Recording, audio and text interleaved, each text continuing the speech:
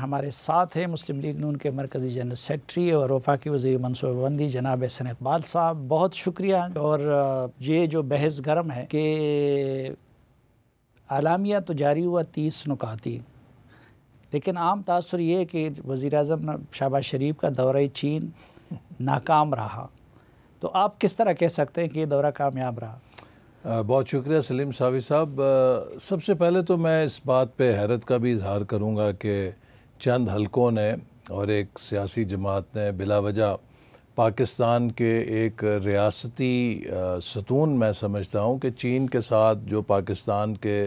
تعلقات ہیں دیرینہ بھی ہیں اور ٹائم ٹیسٹڈ بھی ہیں، اور یہ ہماری فارن پالیسی کا ایک بہت ہی انشیکبل ستون ہے،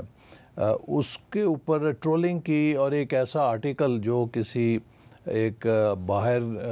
لابی نے چھاپا کہ جو چین اور پاکستان کے تعلقات سے نالاں ہے یا وہ چین کے بارے میں مخصوص نظریات رکھتی ہے اور وہ اس خطے میں یا بالخصوص پاکستان کے ساتھ چین کے بڑھتے ہوئے تعلقات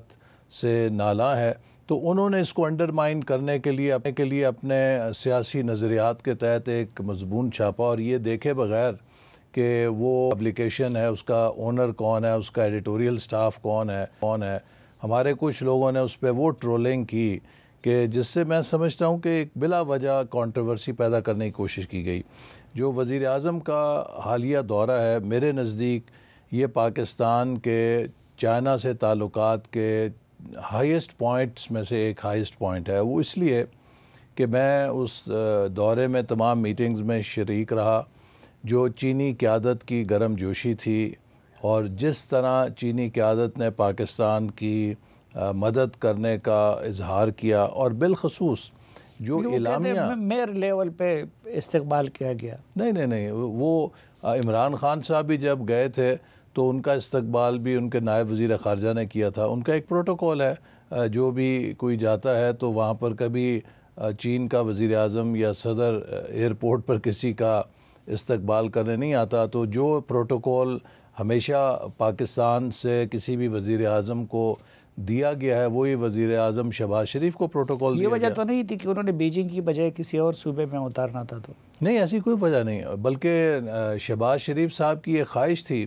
کہ ہم چین کے دورے میں چین کے جو صنعتی مرکز ہیں ان کو بھی وزٹ کریں، اور خاص طور پہ جو اب ہمارا اگلا شعبہ ہے یا اگلا مرحلہ ہے، اب ہماری خواہش ہے کہ گورنمنٹ ٹو گورنمنٹ سے بزنس ٹو بزنس ہم ریلیشن شپ کو فروغ دیں اور پرائیویٹ سیکٹر کو کلیدی کردار دیں اور انڈسٹریلائزیشن کو پروموٹ کریں۔ تو اس کے لیے شینجن کا انتخاب کیا گیا، اس لیے کہ یہ چین کا ایک سب سے بڑا صنعتی علاقہ بھی ہے، اور یہ وہ علاقہ ہے کہ جہاں پر 1978-79 میں ڈینگ زیاؤ پنگ نے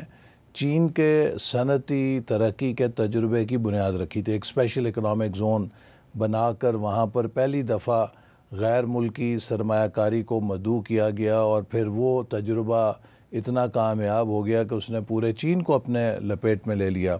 تو وہاں پر اس مقصد کے لیے ایک پاکستان چائنا بزنس کانفرنس کی گئی، اور پاکستان سے تقریباً 150 سے زیادہ لیڈنگ بزنس مین، ہر شعبے کے جو ٹاپ 5-7 بزنس ہاؤسز تھے، انہیں دعوت دی گئی۔ چین سے تقریباً 250 کے قریب انٹرپرائزز شریک ہوئیں، اور یہ غالباً پہلی دفعہ ہوا کہ 1000 سے زیادہ پاکستانی اور چائنیز پرائیویٹ سیکٹر کی میٹنگز اس کانفرنس میں ہوئیں، اور یہ ہم نے ایک Pakistan China private sector cooperation کی یا B2B کوآپریشن کی بنیاد رکھی۔ پھر وہاں پر ہواوی جو ایک انٹرنیشنل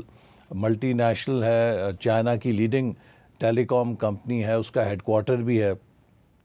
تو اس کے مینجمنٹ کا بھی ہم نے انہیں وزٹ کیا اور ان سے میٹنگ کی۔ اور میں سمجھتا ہوں کہ 2 چیزیں بڑی اہم ہیں۔ ایک تو انہوں نے اس بات کا ہم سے وعدہ کیا کہ وہ پاکستان کی معیشت کی ڈیجیٹل ٹرانسفارمیشن میں ایک اسٹریٹجک پارٹنر کے طور پہ ہمارا ہینڈ ہولڈنگ کریں گی اور ہمارا ساتھ دیں گے، ہواوے۔ اور ساتھ ہی انہوں نے یہ بھی وعدہ کیا کہ وہ 3 لاکھ نوجوانوں کو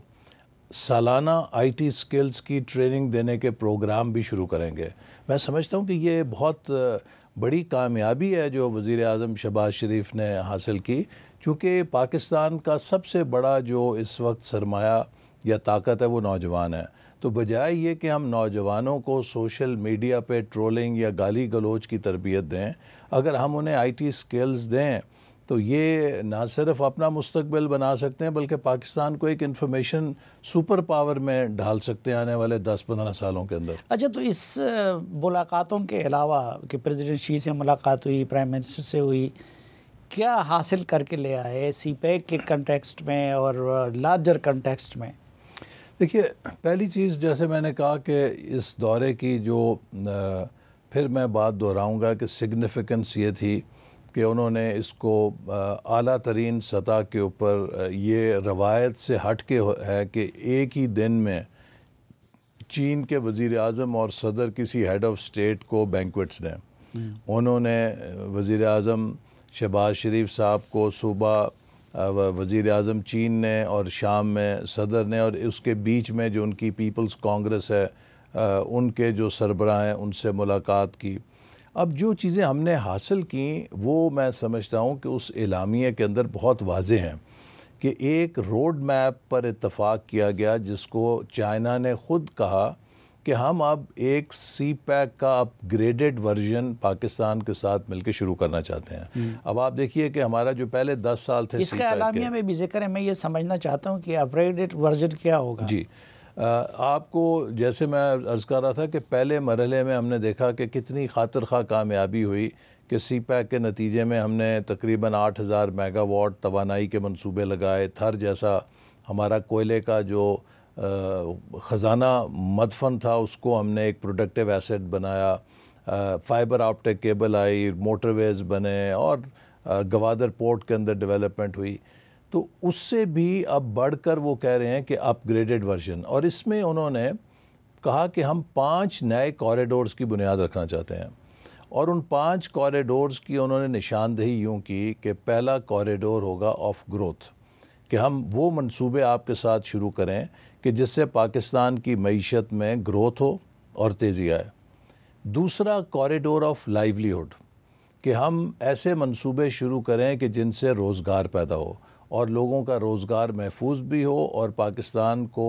غربت ختم کرنے کے لیے جو سوشو اکنامک ڈیولپمنٹ کی ضرورت ہے اس میں لائیولیہڈز کو ہم پروموٹ کریں۔ تیسرا کوریڈور آف انوویشن، چونکہ اب یہ آنے والا جو وقت ہے یہ آرٹیفیشل انٹیلیجنس کا ہے، یہ انوویشن کا ہے، یہ ڈیجیٹل ٹیکنالوجی کا ہے، اور یہ جو میں سمجھتا ہوں کوریڈور ہے ٹیکنالوجی اور انوویشن کا، یہ ہمارے لیے ایک بہت بڑی اپرچونٹی ہے کہ ہم اس وقت ابھی بہت پیچھے ہیں۔ دنیا آرٹیفیشل انٹیلیجنس میں بہت آگے چلی گئی ہے۔ چائنا تو ہم سے میں سمجھتا ہوں کہ صدیوں آگے چلا گیا ہے۔ ہمیں کیچ اپ کرنا ہے، تو یہ ہمیں موقع ملے گا کہ ہم چین کی اس پارٹنرشپ میں پاکستان کی ڈیجیٹل ٹرانسفارمیشن کر سکتے ہیں۔ چوتھا کوریڈور آف گرین اکانومی، کہ جو ہمیں چیلنجز درپیش ہیں انوائرمنٹ کے، کلائمیٹ چینج کے، ان سے ہم کیسے نبٹ سکتے ہیں، اور اپنی انرجی کو کس طریقے سے فوسل فیول سے ہٹا کر renewable energy, solar energy, hydel کے اوپر لے کر آئیں تاکہ گرین اکانومی ہماری بنے۔ اور پانچویں چیز ہے corridor of open inclusive development, regional development, جس کا مقصد یہ ہے کہ ہم سی پیک میں اس خطے کے دیگر ممالک کو بھی شامل کریں تاکہ اس کے ثمرات نہ صرف پاکستان چین سمیٹیں بلکہ اس پورے خطے میں جو اسٹیبلٹی آئے پراسپیرٹی کے ذریعے، شیئر ڈیولپمنٹ کے ذریعے۔ تو یہ 5 جو نکات ہیں، یہ 5 روڈ میپس آپ کہہ لیجئے upgraded version of CPEC کے، یہ ایک بہت بڑی اپرچونٹی ہے۔ اسی طرح کی اپرچونٹی ہے جیسے کہ پاکستان کو 2013 میں چائنا نے، جب پاکستان میں کوئی آ کے سرمایہ کاری نہیں کرتا تھا تو اربوں ڈالر کی سرمایہ کاری کر کے دنیا کے سامنے ایک دم انویسٹمنٹ کا مرکز بنا دیا، اور پھر سب دوڑے آنے لگے۔ وہ تو علیحدہ بات ہے، 2018 کے بعد ہم نے ہر چیز ریورس کر دی۔ اسی طرح کی میں سمجھتا ہوں کہ اب ہمیں ایک اور اپرچونٹی مل رہی ہے، اور اس اعلامیے میں آپ نے یہ بھی دیکھا ہوگا کہ بٹوین دا لائنز انہوں نے اس خواہش کا بھی اظہار کیا ہے کہ جہاں پر انہوں نے ویلکم کیا کہ پاکستان میں انتخابات ہوئے، اور اس کے بعد حکومت کو بھی انہوں نے ویلکم کیا اور نتائج کو بھی ویلکم کیا. ساتھ میں یہ بھی دبے لفظوں میں ہم سے ضرور ایک برادرانہ درخواست کی کہ آپ سیاسی استحکام برقرار رکھیں, چونکہ پولیٹیکل سٹیبلٹی کے بغیر دیکھیے کوئی سرمایہ کار کسی ملک کا رخ نہیں کرتا. آج کے دور میں ہر ملک مقابلہ کر رہا ہے کہ وہ امن, استحکام, پالیسیز میں تسلسل اور ریفارمز بہتر سے بہتر دوسروں سے بڑھ کر پیش کرے تاکہ سرمایہ اس کی طرف مائل ہو. اب یہ ہمارا امتحان ہے.